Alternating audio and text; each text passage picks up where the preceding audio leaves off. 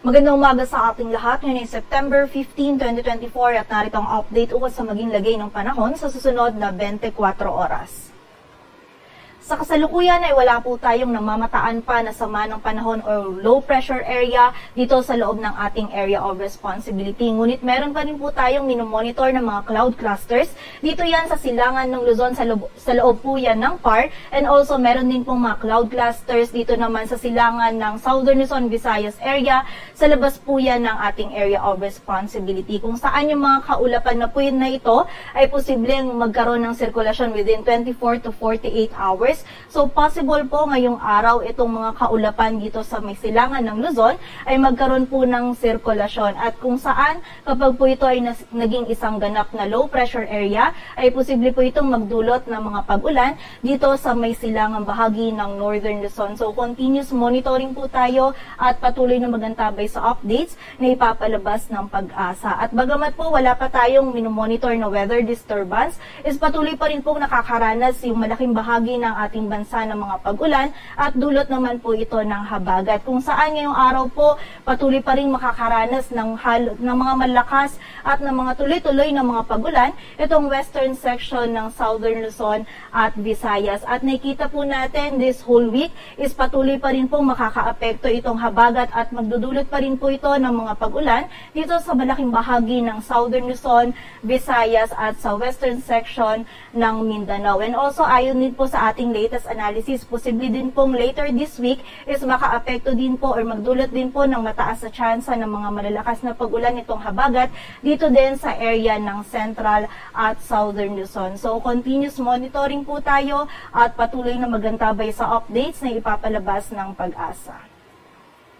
At para nga sa magiging lagay ng panahon ngayong araw ng linggo, halos po tuloy-tuloy na mga malalakas na pag-ulan pa rin yung mararanasan dito sa northern portion ng Palawan, maging sa area din ng Occidental Mindoro, dulot po yan ng habagat. Samantala, occasional heavy rains din po yung mararanasan dito sa nalalabing bahagi pa ng Mimaropa, maging sa bahagi din ng Albay, Masbate at Sorsogon. So, pag-iingat pa rin po para sa ating mga kababayan sa banta ng mga pagbaha at pagguho ng lupa. Samantala, dito sa Metro Manila, maging sa area ng Zambales, Bataan, nalalabing bahagi pa ng Calabarzon or dito sa area ng Calabarzon, maging sa nalalabing bahagi pa po ng Bicol region ay magiging maulap pa rin nga po yung ating kalangitan at magiging mataas po yung tsansa ng mga pag-ulan, pagkilat at pagkulog. Kung saan posible pong moderate at kung minsan ay mga malalakas po na pag-ulan yung ating maranasan. So muli po, pag-iingat pa rin sa posibilidad ng mga pagbaha at pagguho ng lupa. At sa nalalabing bahagi naman po ng Luzon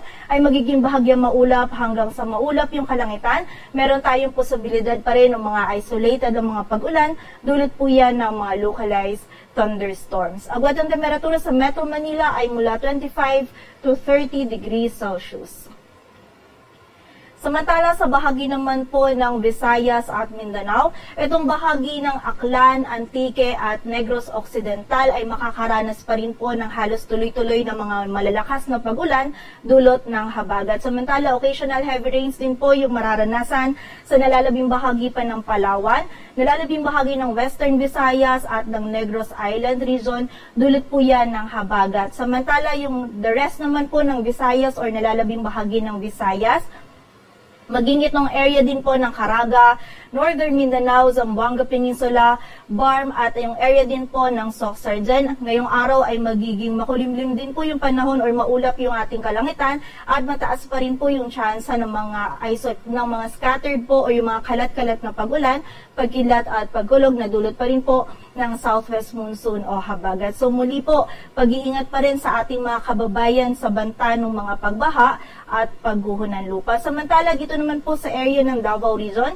ay meron pa rin tayong mga mararanasan ng mga isolated na mga pag-ulan, dulot yan ng mga localized thunderstorms. Agwat ang temperatura sa Cebu ay mula 26 to 31 degrees Celsius at sa Davao naman ay 26 to 33 degrees Celsius. At para naman sa lagay ng dagat baybayin ng ating bansa, ay meron po tayong nakataas na gale warning. Dulot po ito ng habagat, partikular na yan sa Occidental Mindoro, Palawan, Romblon, Western Visayas, dito sa area ng Negros Island Region, Central Visayas, Southern Leyte, Zamboanga del Norte, maging sa area din ng Camiguin, Dinagat Islands, maging sa area din ng Surigao del Norte, kung saan mapanganib pa rin po or hindi natin pinapayagang pumalaot yung mga kababayan natin mga isda, pati na rin yung may mga maliliit na sasakyang pandagat. At dahil nga po patuloy pa rin yung epekto ng southwest monsoon o habagat or patuloy pa rin po ito magdudulot ng mga malalakas na pagulan sa malaking bahagi po ng Southern Luzon at Visayas, ay meron din po tayong weather advisory kung saan ngayong araw po hanggang bukas ng umaga is heavy to intense pa rin po yung mararanasan natin ng mga pagulan sa northern portion ng Palawan, Occidental Mindoro, Aklan, Antique at sa bahagi din ng Negros Occidental. Samantala, moderate to heavy naman po ng mga pagulan sa Batangas, Albay, Sorsogon, Masbate, nalalabing bahagi pa ng Mimaropa, Western Visayas at sa Negros Island region. Samantala, bukas naman po ay meron din tayong mga pag-ulan pa rin or patuloy pa rin yung mga heavy to intense na pag-ulan sa northern portion ng Palawan, Aklan, Antique at Negros Occidental. Samantala, moderate to heavy po dito sa Albay, Sorsogon, Masbate, nalalabing bahagi pa ng Mimaropa, Western Visayas at Negros Island region. And by Monday naman po or by Tuesday ay meron din po tayong mararanasan na dito sa northern portion ng Palawan, Aklan at Antique at moderate to heavy din po yung mga pag-ulan natin sa Albay, Sorsogon, Masbate, nalalabing bahagi pa ng Mimaropa, Western Visayas at Negros Island region. So muli po, pag-iingat pa rin para sa ating mga kababayan sa banta po ng mga pagbaha at pagguho ng lupa, and also makipag-ugnayan din po tayo sa LGU or ating mga local DRRM offices para po sa mga aksyon na kailangan po natin gawin para sa ating kaligtasan.